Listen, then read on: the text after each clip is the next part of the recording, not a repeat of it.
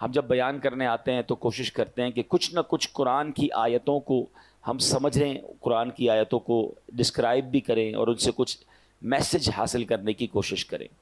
اللہ کریم قرآن مجید کے پارہ نمبر 21 سورہ لقمان آیت نمبر 1 سے 3 میں ارشاد فرماتا ہے، بسم اللہ الرحمن الرحیم، الف لام میم تلک آیات الکتاب الحکیم ھدی ورحمۃ للمحسنین۔ آسان ترجمہ قرآن کنز العرفان، یہ حکمت والی کتاب کی آیتیں ہیں، نیکوں کے لیے ہدایت اور رحمت ہیں۔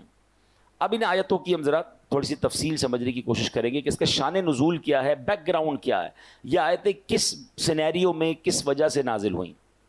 اب جناب شان نزول یہ ہے کہ غیر مسلم شخص تھا جس کا نام تھا نضر بن حارث، مکہ مکرمہ کا رہنے والا تھا۔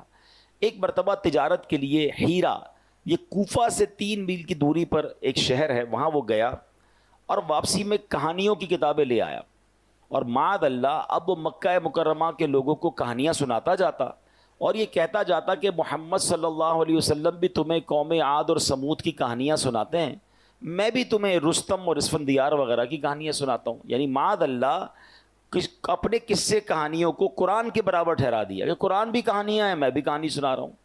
تو اس بدبخت کی مذمت میں، اس کے رد میں سورہ لقمان کی آیتیں نازل ہوئیں۔ اب اللہ نے کیا فرمایا، ایک جگہ ارشاد فرمایا رب تعالیٰ نے، وَمِنَ النَّاسِ مَن يَشْتَرِي لَهْوَ الْحَدِيثِ لِيُضِلَّ عَن سَبِيلِ اللَّهِ بِغَيْرِ عِلْمٍ وَيَتَّخِذَهَا هُزُوًا أُولَٰئِكَ لَهُمْ عَذَابٌ مُّهِينٌ۔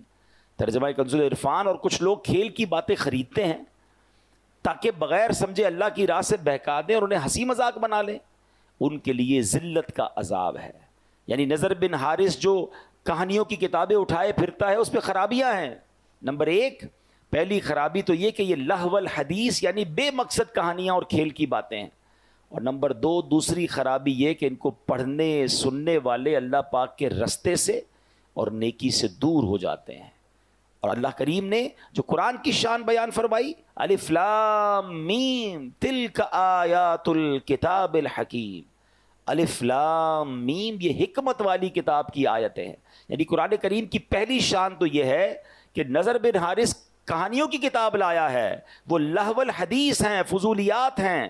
قرآن کریم کی شان یہ ہے کہ ہر لفظ حکمت بھرا ہے، ہر لفظ میں خزانے ہیں۔ اور آگے ارشاد فرمایا ہدن یعنی ہدایت۔ دوسری شان یہ ہے کہ قرآن کریم صرف کتاب حکمت نہیں بلکہ کتاب ہدایت بھی ہے۔ نضر بن حارث کی ان کہانیوں کو پڑھ کر بندہ بھٹک جاتا ہے، قرآن کریم کی تلاوت کرے، چاہے سمجھ کر کرتا ہو یا بغیر سمجھ کے کرے، عربی ہو یا عجمی ہو، عالم ہو یا بے پڑھا ہو، بس قرآن کریم کھولے، ادب کے ساتھ اس کے الفاظ مبارک اپنی زبان سے ادا کرتا جائے، اس کے ان الفاظ کی بھی تاثیر یہ ہے کہ وہ دل میں ہدایتیں اتار دیتا ہے۔ سمجھ نہ بھی آئے تو تلاوت قرآن امپیکٹ رکھتی ہے۔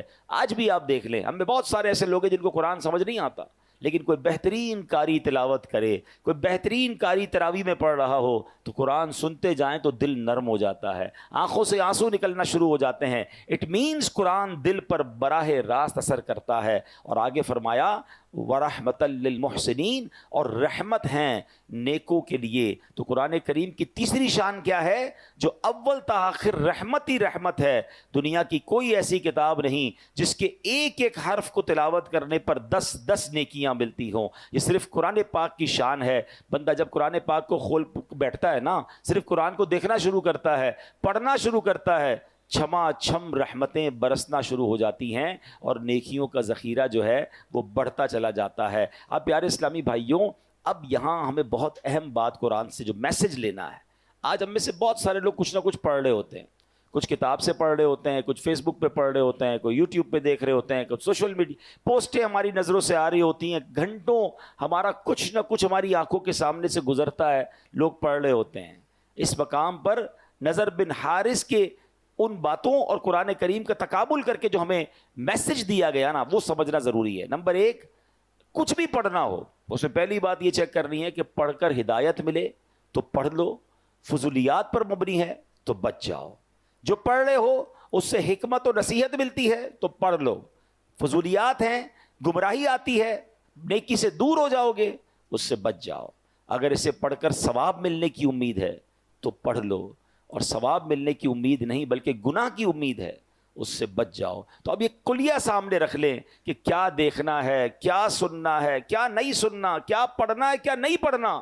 اگر یہ بات ہمیں سمجھ آ جائے تو قرآن نے اپنی شان بھی بیان کر دی، اور رہتی دنیا کو پڑھنا، سننا، دیکھنا کیا ہے اور کیا نہیں دیکھنا اس کا فارمولہ بھی بتا دیا۔ اب میرے پیارے اسلامی بھائیوں، حضرت زید بن اسلم رضی اللہ تعالیٰ، دیکھیں قرآن کتنا امپیکٹفل ہے اور اس کی ایک ایک آیت، ایک ایک سورت کس قدر درس رکھتی ہے کہ ایک مرتبہ ایک شخص بارگاہ رسالت میں آیا اور نبی پاک علیہ السلام نے کہا کہ ایک صحابی سے کہ یہ نیا مسلمان ہوا ہے، نئے شخص آئیں کو قرآن سکھاؤ۔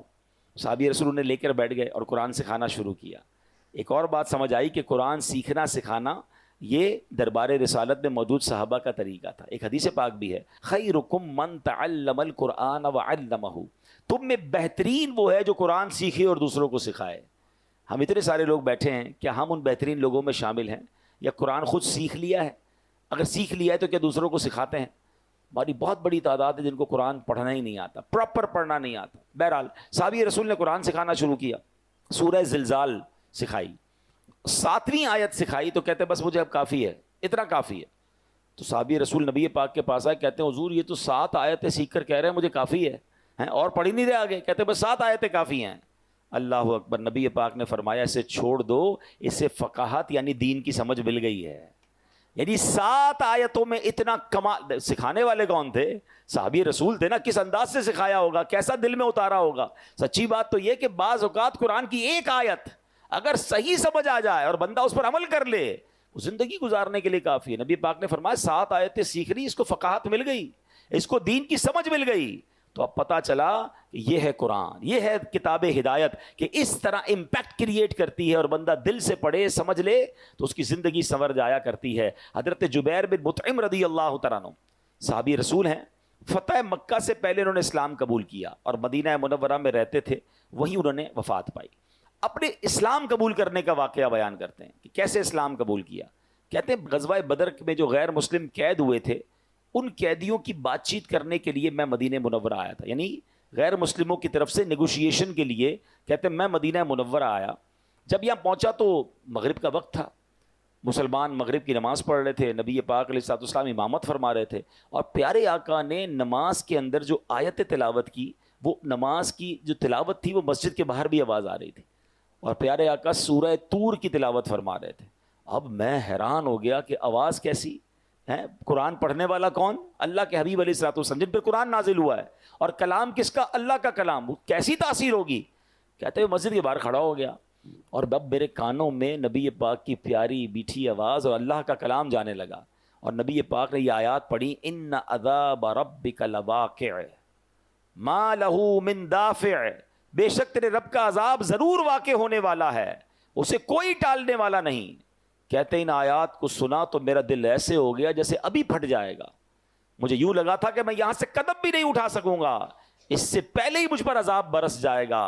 میں نے اللہ پاک کے عذاب سے ڈر کر اسی وقت توبہ کی اور ایمان قبول کر لیا۔ آئے تھے غیر مسلموں کی طرف سے نیگوشیشن کرنے، مگر قرآن نے دل پر ایسا امپیکٹ کیا، اتنا انڈرسٹینڈ کیا قرآن کو کہ فوراً ایمان قبول کر لیا۔ تو یہ ہے قرآن۔ اللہ پاک ہمیں قرآن اس کی حقیقی روح کے مطابق پڑھنے کی توفیق عطا فرمائے۔ اللہ اکبر۔ قرآن گناہ گاروں کو کیسے ہدایت دیتا ہے۔ ایک بار حضرت ابو ہاشم رحمۃ اللہ تعالی علیہ فرماتے ہیں، ایک مرتبہ بصرہ کشتی میں جانے کے لیے سوار ہوا، اس کشتی میں ایک مرد بھی تھا، اس کے ساتھ کنیز بھی تھی۔ آگے بڑھے تو مرد نے اپنی کنیز سے کہا ذرا شراب پلاؤ، اس نے شراب پلائی۔ کنیز کو کہا کچھ گانا بھی سناؤ، حالانکہ وہ بزرگ ساتھ بیٹھے تھے مگر وہ اپنی رنگ رلیوں میں مصروف تھا۔ کہتا گانا سناؤ، اس نے گانا بھی شروع کر دیا۔ تھوڑی دیر بعد وہ شخص جو ہے وہ حضرت ابو ہاشم سے کہتا ہے اس گانے جیسا تمہارے پاس بھی کچھ ہے، تم بھی کچھ سنا سکتے ہو؟ اب ان کو موقع ملا، انہوں نے قرآن کی تلاوت شروع کر دی۔ اب سنیں قرآن کی کون سی آیتیں پڑھی۔ دیکھیں قرآن کی کچھ صورتیں تو ایسی ہیں جو کمال ہے نا، بندہ ایسا لگتا ہے اس کا ایسا ترنم ہے، ایسی لے ہے، ایسا انداز ہے کہ بندہ رحمت کے دریا میں تیرنا شروع ہو جاتا ہے۔ انہوں نے کیا پڑھنا شروع کیا؟ بسم اللہ الرحمن الرحیم، اذا الشمس کورت واذا النجوم انکدرت واذا الجبال سیرت۔ 30واں پارہ ہے، سورہ تکویر ہے، قیامت کی منظر کشی قرآن کر رہا ہے۔ ترجمہ کیا بنتا ہے؟ جب سورج کو لپیٹ دیا جائے گا، جب تارے جھڑ پڑیں گے اور جب پہاڑ چلائے جائیں گے. ان آیات کو سن کر وہ شخص رونے لگا جو تھوڑی دیر پہلے شراب پی رہا تھا, گانے سن رہا تھا. جب وہ کہتے ہیں اس آیت پر میں پہنچا, وَإِذَا الصُّحُفُ نُشِرَتْ, اور جب نامہ اعمال کھولے جائیں گے. روتے روتے وہ شخص اپنی کنیز سے کہتا ہے میں اللہ کے لیے تجھے آزاد کرتا ہوں, اس شراب کو پانی میں بہا دو. اور اب کہتے ہیں وہ ابو ہاشم رحمۃ اللہ تعالی سے پوچھتا ہے کیا میری توبہ بھی قبول ہو سکتی ہے؟ میں تو بڑا گناہ گار, میں شرابی, میں برے کام کرنے والا, قرآن سے مجھے ہدایت مل رہی ہے. اللہ اکبر, اللہ والوں کو قرآن بھی کیسا یاد تھا. اس سوال کا جواب بھی انہوں نے قرآن سے دیا. فرماتے ان اللہ یحب التوابین ویحب المتطہرین, بے شک اللہ بہت توبہ کرنے والوں سے محبت فرماتا ہے اور خوب صاف ستھرے رہنے والوں کو پسند فرماتا ہے. ہائے ہائے, یہ سن کر اس بندے نے توبہ کر لی کہ اللہ کا پیغام ہے کہ اللہ توبہ کرنے والوں کو قبول فرماتا ہے. تو یوں قرآن زندگیاں بدلتا ہے, یوں قرآن ہدایت دیتا ہے, یوں قرآن دلوں کی دنیا بدل دیتا ہے. مگر بات یہ ہے کہ قرآن سے محبت بھی تو ہونا. قرآن پتہ ہے قیامت کے دن کیسے کام آئے گا؟ بہت ساری چیزوں سے دوستی لگائی ہوئی ہے لوگوں نے. پوچھو کیا ہابی ہے؟ میری ہابی اسپورٹس ہے, میری ہابی موبائل پر گیم کھیلنا ہے, میری ہابی کیا ہے جناب میں کمپیوٹر پہ ٹائم گزارتا ہوں, میری ہابی فلاں پتہ نہیں ٹومی جونی پتہ نہیں کس کس کی کتابیں پڑھتے رہتے ہیں. ارے مسلمان کی پہلی ہابی تو قرآن ہونا چاہیے نا, پہلی مصروفیت تو قرآن ہونی چاہیے. سنو قرآن کیا کام دے گا. اللہ کریم کے نبی علیہ الصلوۃ والسلام نے فرمایا جو بندہ دن اور رات میں قرآن کریم کی تلاوت کرتا ہے, ایسی روٹین بنائیں کہ کام پر جانے سے پہلے کچھ قرآن پڑھ کے جائیں, گھر آئیں تو سونے سے پہلے کچھ قرآن پڑھ لیں, اللہ کرے صبح سورہ یاسین پڑھ کے جائیں, رات سورہ ملک پڑھ لیا کریں. سنیے نبی پاک فرماتے جو بندہ دن اور رات میں قرآن پڑھتا ہے اور قرآن کے حلال کو حلال اور حرام کو حرام جانتا ہے, اللہ پاک فرشتوں کو اس کا رفیق یعنی اس کا ساتھی بنا دیتا ہے. جب قیامت کا دن ہوگا بندے کے لیے اللہ کی بارگاہ میں دلائل دے گا. قرآن کہے گا رب کریم ہر شخص دنیا میں اپنے کام کی اجرت لیتا تھا, جو بھی کام کرتے ہیں اس کی فیس لیتے ہیں نا. قرآن کہے گا یا اللہ ہر شخص دنیا میں اپنے کام کی اجرت لیتا تھا, مگر فلاں شخص دن اور رات میں مجھے پڑھتا تھا, میری تلاوت کرتا تھا, میرے حلال کو حلال اور حرام کو حرام جانتا تھا. اے اللہ آج اس کو اجر عطا فرما, یعنی آج اس کی اجرت عطا فرما. قرآن کریم کی عرض پر اللہ کریم اس بندے کو تاج شاہی اور کرامت کا لباس پہنائے گا. اب اللہ قرآن سے فرمائے گا حل ردیتا, اے قرآن کیا تو راضی ہے؟ ذرا غور کیجئے, بندے کو عزت کا تاج اور کرامت کا لباس پہنا کے بندے سے نہیں پوچھے گا, اللہ قرآن سے سوال کرے گا اے قرآن تو راضی ہے؟ تو قرآن کہے گا یا رب اس سے بھی زیادہ افضل اجر عطا فرما. اب اس بندے کو بادشاہت اور سبحان اللہ جنت کی نعمتیں عطا کی جائیں گی, یعنی عطا کیا جاتا رہے گا. حدیث کا خلاصہ ہے کہ قرآن کے بارے میں اللہ تبارک و تعالیٰ پھر قرآن سے سوال فرمائے گا کہ اے قرآن کیا تو راضی ہے؟ اللہ اکبر, ذرا غور کیجئے. اور پھر ایک وقت آئے گا کہ قرآن کہے گا یا اللہ میں راضی ہوں. اب بتائیں دوستی کس سے کرنی چاہیے, ساتھ کس کا ہونا چاہیے؟ انفارچونیٹلی بہت ساری چیزیں ہم روز اوپن کرتے ہیں, روز سافٹ ویئر اوپن کرتے ہیں, روز آن لائن ہوتے ہیں, قرآن آن لائن نہیں کرتے. ہمارے اسلاف روزانہ کئی بزرگ تو وہ ہیں جو 3 دن میں پورا قرآن پڑھ لیا کرتے تھے, ہیں قرآن جو ہے 3 دن میں پڑھ لیا کرتے, لیکن آج ہم ہیں کہ قرآن پورا سال گزر جاتا ہے نہیں کھولتے. تو اے میرے پیارے اسلامی بھائیوں, اللہ کرے کہ ہم قرآن سے دوستی کریں, اور قرآن کیسے میسج دیتا ہے اور توبہ کیسے قبول ہوتی ہے. ایک بڑا پیارا واقعہ ہے, حضرت ابو ہریرہ رضی اللہ تعالیٰ عنہ, آپ کہتے ہیں کہ ایک بار میں نبی پاک علیہ الصلوۃ والسلام کی بارگاہ میں عشاء پڑھ کر باہر نکلا تو میں نے خاتون کو دیکھا, پوری پردے کے اندر موجود تھی. انہوں نے مجھے کہا کہ اے ابو ہریرہ مجھ سے ایک بہت بڑا گناہ ہو گیا ہے, کیا میری توبہ قبول ہوگی؟ آپ نے فرمایا بتاؤ کیا گناہ کیا ہے؟ جب اس نے گناہ بتایا تو وہ بڑا گناہ تھا. تو آپ نے فرمایا کہ اتنا بڑا گناہ کرنے کے بعد بھی تم توبہ کی امید رکھتی ہو؟ اللہ پاک کی قسم تیرے لیے کوئی توبہ نہیں, تو ہلاک ہو گئی. وہ عورت اتنا شرمندہ ہوئی, اتنی نادم ہوئی, کپ کپی طاری ہو گئی, اور وہ عورت گر کر بے ہوش ہو گئی. حضرت ابو ہریرہ کو خیال آیا, کیونکہ اسلام کے ابتدائی دن تھے, روز نبی پاک سے سارے صحابہ سیکھ رہے تھے, انڈرسٹینڈنگ ٹریننگ ہو رہی تھی. کہتے میں نے نبی پاک سے تو پوچھا ہی نہیں, مشورہ ہی نہیں کیا, میں نے عورت کو جواب دے دیا. نبی پاک علیہ الصلوۃ والسلام کے پاس آئے, پیارے آقا کو بتایا حضور ایسا ہوا, ایک عورت ملی اور اس نے مجھے کہا میں نے بہت بڑا گناہ کیا, میں نے تو کہہ دیا تیری توبہ قبول نہیں. جب نبی پاک نے یہ سنا تو پیارے آقا نے فرمایا انا للہ و انا الیہ راجعون, اے ابو ہریرہ تو خود بھی ہلاک ہوا اور اس عورت کو بھی ہلاک کر ڈالا. کیا تمہیں اللہ پاک کا یہ فرمان یاد نہیں پھر آپ نے قرآن کی آیت تلاوت کی، الا من تاب وآمن وعمل عملا صالحا فاولئک یبدل اللہ سیئاتہم حسنات وکان اللہ غفورا رحیما۔ ترجمہ کنز العرفان، مگر جو توبہ کرے اور ایمان لائے اور اچھا کام کرے تو ایسوں کی برائیوں کو اللہ نیکیوں سے بدل دے گا اور اللہ بخشنے والا مہربان ہے۔ یعنی یہ کمال دیکھیں اللہ کا، دنیا میں ایسا کہیں نہیں ہوتا۔ آپ کسی کو تنگ کریں، تکلیف پہنچائیں، آپ معافی مانگ لیں، بندہ معاف کر دے، بڑی بات ہے، ہم بہت خوش ہوتے ہیں یار اس نے معاف کر دیا۔ مگر اللہ کریم جب توبہ قبول فرماتا ہے نا، تو اللہ صرف معاف نہیں فرماتا، اللہ گناہوں کو نیکیوں سے بدل دیتا ہے۔ گناہ معاف کر دے اس کی بڑی مہربانی، فرمایا نہیں، اللہ جب راضی ہو جائے تو گناہوں کو ہی نیکیوں سے بدل دیتا ہے۔ بلا تمثیل سمجھانے کے لیے، کسی بندے کے آپ نے لاکھ روپے دینے ہوں اور آپ پیسے نہ دے رہے ہوں، اور تھوڑے عرصے بعد آپ جائیں کہ یار معاف کر دو، بڑی تاخیر ہو گئی، میں نے بہت تنگ کیا آپ کو، آپ کا قرضہ دینا ہے مگر لیٹ ہو گیا ہوں، اور اگلا کہے قرضہ بھی معاف کیا بلکہ 1,00,000 روپے اور تمہیں دیتا ہوں۔ بندہ کہ یار تاخیر معاف کر دیتا بڑی بات تھی، پیسے تو لے لیتا، پیسے بھی نہیں لیے، ڈبل کر دیے۔ اللہ کی شان کریمی دیکھیں کہ بندہ سچی توبہ کر لے، اللہ معاف کر دے تو صرف معاف نہیں فرماتا، وہ اللہ کریم پھر گناہوں کو بھی نیکیوں سے بدل دیتا ہے۔ اب حضرت ابو ہریرہ نے جب یہ سنا تو آپ تو حیران ہو گئے کہ یہ میں نے کیا کر دیا، اتنا بڑا غلط مسئلہ بتا دیا۔ آپ مدینہ پاک میں گئے، گلیوں میں اعلان کرنے لگے، وہ عورت کہاں ہے جس نے کل رات مجھ سے مسئلہ پوچھا تھا؟ آپ ٹینشن میں آ گئے کہ میں نے غلط مسئلہ بیان کر دیا۔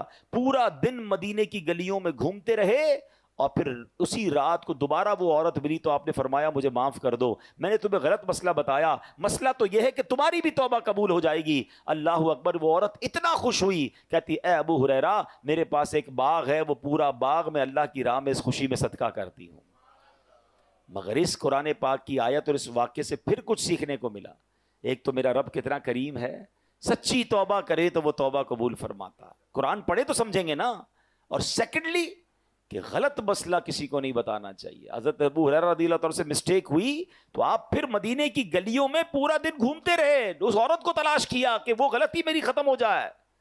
مگر آج جس کے منہ میں جو آتا ہے قرآن کی تفسیر بیان کر رہا ہے، حدیث، لوگ باتوں پہ کہہ رہے ہوتے ہیں اللہ قرآن میں فرماتا، اس سے پوچھو کہاں فرماتا ہے، یہ نہیں پتا، تمہیں نہیں پتا اللہ کیا کہتا ہے؟ ارے بھائی اللہ کیا کہتا ہے یہ کہنے کے لیے آپ کے پاس دلیل ہونی چاہیے۔ بھائی حدیث میں یہ آتا ہے، آپ نے کون سی حدیث پڑھی ہے؟ وہ میں نے سوشل میڈیا پہ پڑھا تھا۔ اور بھائی سوشل میڈیا کی ہر بات حدیث ہو جائے گی، ہر بات قرآن ہو جائے گی، ہر چیز کو فارورڈ کر دیں گے، ہر پوسٹ کو فارورڈ کر دیں گے، کیا پتا وہ غلط ہو، اور باقاعدہ پلاننگ کے ساتھ قرآن و حدیث کی غلط انٹرپریٹیشنز سوشل میڈیا پہ فلوٹ کی جا رہی ہیں کہ آپ کو نہیں پتا قادیانی لابی کیسے کام کر رہی ہے، معاذ اللہ قرآن میں وہ تحریف کر رہے ہیں، اور ہمیں تو آتا جاتا کچھ نہیں، جو پوسٹ آئی آگے بڑھا دی، جو پوسٹ آئی آگے بڑھا دی۔ آپ یاد رکھیے اللہ قرآن میں ارشاد فرماتا ہے وَمَنْ أَظْلَمُ مِمَّنِ افْتَرَىٰ عَلَى اللَّهِ كَذِبًا، اس سے بڑھ کر ظالم کون جو اللہ پر جھوٹ باندھے۔ اللہ پر جھوٹ باندھنے کا مطلب کیا ہے کہ اگر کوئی یہ کہے کہ اللہ یہ فرماتا ہے، اللہ کے رسول یہ فرماتے، تو اللہ رسول پر جھوٹ باندھنا ہوا نا، انہوں نے نہیں فرمایا۔ انہوں نے کیا آپ کو پورا قرآن یاد ہے؟ آپ کو پوری حدیثیں یاد ہیں؟ ہر پوسٹ کو فارورڈ کرنا ہے؟ کتنی من گھڑت حدیثیں، کتنی من گھڑت روایتیں سوشل میڈیا پہ فلوٹ کر دی جاتی ہیں، مسلمان اس کے ساتھ چل رہے ہوتے ہیں۔ ایسا نہ کریں، آپ کو نہیں کنفرم آپ مسئلہ آگے نہ بتائیں، کیونکہ مسئلہ غلط بتایا اور وہ جب تک عمل کرتا رہا اس کا عذاب کس پر آئے گا۔ تو ہمیں بیسٹ طریقہ تو یہ کہ اگر کوئی دینی پوسٹ فارورڈ کرنی ہے، بلکہ خود بھی عمل کرنا ہے، کسی عالم دین سے پوچھ لیں۔ اب آپ کہیں یار ہر پوسٹ میں تو روز کی پتہ نہیں سینکڑوں پوسٹیں چلاتا رہتا ہوں، تو واجب تو نہیں آپ پر ہر پوسٹ کو لائک شیئر کرتے رہنا۔ اور اگر آپ کا پھر بھی شوق ہے تو میرا مشورہ ہے کہ آپ dawat-islami.net یہ ہماری ویب سائٹ ہے جہاں روز کی اوتھنٹیکیٹ علماء کرام، مفتیان کرام سے اپروفڈ پوسٹ، حدیثیں، قرآن کی آیتیں آ رہی ہوتی ہیں، وہاں سے لیں اور شیئر کر دیں، ثواب بھی ملے گا اور آپ مطمئن بھی ہوں گے کہ جناب یہ اوتھنٹیکیٹ ہے۔ ورنہ ایسا نہ ہو کہ غلط مسئلے آگے فارورڈ کرنے کی وجہ سے ہم بھی گناہ گار ہوں۔ اللہ مجھے اور آپ کو ایسی احتیاط بھی نصیب فرمائے۔ انسان ہے نا ہم بھی، جیسے میں بیٹھا ہوں بیان کر رہا ہوں، مجھ سے بھی غلطی ہو سکتی ہے، لیکن اگر کسی بیان کرنے والے سے بھی غلطی ہو جائے اور اسے پتہ چل جائے کہ بھائی آپ نے آیت ٹھیک نہیں پڑھی، حدیث صحیح بیان نہیں کی، یا مسٹیک ہو گئی ہے، سلپ آف ٹنگ ہو جاتا ہے، شرمانا نہیں ہے، ہاں فوراً بتائیں کہ میری غلطی ہے، میں نے غلط پڑھا تھا، صحیح یہ ہے، کیونکہ لوگوں کی شرم کی وجہ سے کئی قیامت میں مارنا پڑے۔ ہم نے دیکھا کہ امیر اہل سنت، فاؤنڈر آف دعوت اسلامی، اتنی بڑی ہستی ہوتے ہوئے براہ راست چینل پر بتاتے ہیں کہ بھائی فلاں مسئلے میں غلطی ہوئی تھی، صحیح مسئلہ یہ ہے۔ اس میں کوئی شرم اور آر نہیں ہونی چاہیے، چند لوگوں کی شرم اٹھانے کے لیے کہ لوگ کیا کہیں گے۔ ارے لوگ کچھ کہیں نہ کہیں، اگر رب ناراض ہو گیا اور گناہ جاریہ ہو گیا، میں نے جائز کو ناجائز کہہ دیا اور ناجائز کو جائز کہہ دیا، تو میرے لیے تو عذاب کا باعث بن جائے گا۔ تو کبھی بھی زندگی میں اگر کوئی آپ کو بتا بھی دے نا کہ یار آپ سے یہ غلط مسئلہ بیان ہو گیا ہے، آپ نے یہ مسٹیک کی ہے، تو اس میں 1 منٹ نہ لگائیں اور فوراً اس کو ٹھیک کریں، اور الحمدللہ علماء حق سے رابطے میں رہیں تو انشاءاللہ اس کی برکتیں ملتی رہیں گی۔ ایک اور پیاری حدیث، نبی پاک علیہ الصلوۃ والسلام فرماتے ہیں، ایک شخص نبی پاک کی خدمت میں حاضر ہوا، عرض کی یا رسول اللہ افضل عمل کون سا ہے؟ فرمایا تم پر لازم ہے حال مرتحل، یعنی منزل پر پہنچ کر پھر سفر شروع کر دینے والے بن جاؤ۔ عرض کیا حضور یہ مرتحل کیا ہے، یہ کیسا کام بندہ ہے؟ تو فرمایا جو قرآن پاک کو ابتدا سے پڑھے اور اختتام پہ پہنچے اور پھر دوبارہ پڑھنا شروع کر دے، پھر ختم ہو پھر پڑھنا شروع کر دے، یعنی منزل پر پہنچ کر پھر سفر شروع کر دے، تو سبحان اللہ اس کو مرتحل کہتے ہیں، اور یہ افضل عمل ہے۔ اللہ کریم سے دعا ہے اللہ مجھے اور آپ کو ذوق و شوق کے ساتھ تلاوت قرآن کا شوق نصیب فرمائے، قرآن تلاوت کے ساتھ ساتھ انڈرسٹینڈ کرنا بھی شروع کریں۔ دعوت اسلامی کے مکتبۃ المدینہ سے آپ کو تفسیر قرآن مل جائے گی، تفسیر قرآن صراط الجنان، بہت آسان اردو میں یہ تفسیر موجود ہے، اس کی ویب سائٹ پر کتاب ڈاؤن لوڈ کے لیے بھی اویلیبل ہے dawatIslami.net پر۔ صراط الجنان کے نام سے تفسیر قرآن کی اپلیکیشن موجود ہے، فری آف چارج آپ اس پہ پڑھ سکتے ہیں۔ پڑھنے کے ساتھ ساتھ آپ کے لیے ایک سہولت اور دے دی گئی ہے، اس کی آڈیو بھی ریلیز کر دی گئی ہے، آپ روزانہ ٹریول کے دوران بھی کچھ تلاوت تفسیر سنتے رہیں تو انشاءاللہ آپ روزانہ قرآن کے ساتھ انوالو رہیں گے۔ اللہ کرے کہ ہم صحیح طریقے سے قرآن پڑھنے والے بن جائیں، اللہ پاک ہمیں عمل کرنے کی توفیق عطا فرمائے، آمین بجاہ النبی الامین صلی اللہ علیہ وسلم۔